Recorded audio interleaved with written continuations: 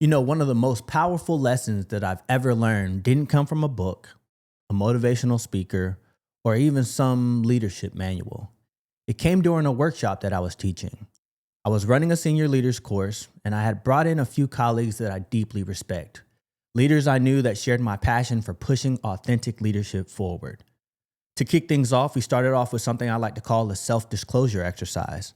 Nothing too fancy, just a moment for everyone in the room, students and teachers alike, to stand up and introduce themselves. We asked them to share their name, where they come from, their background, their race, faith, values, what family looked like to them, just the things that shape who they are.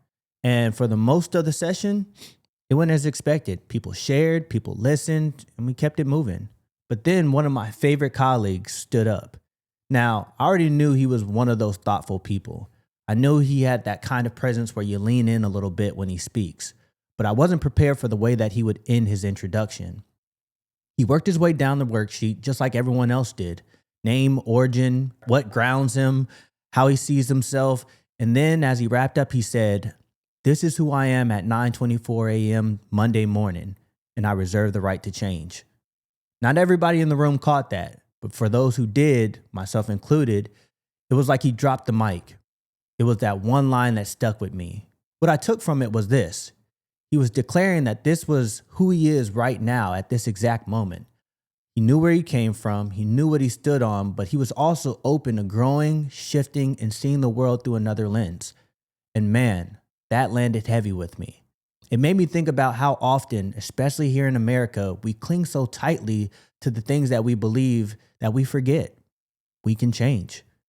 We get locked into our biases, our prejudices, our ways of thinking, and we treat them like unshakable truths. But the real freedom that we should be protecting is not just the freedom of speech or the freedom of religion, but the freedom to change. The freedom to say, hey, I used to think one way, but I've grown, I've learned, I've seen more, and now I see it differently. That's the real work. That's where growth happens, not just as leaders, but as people. So maybe the challenge for us all is the next time that we're confronted with a perspective that makes us uncomfortable, instead of clinging to what we've already known, maybe we should just pause and remind ourselves we reserve the right to change.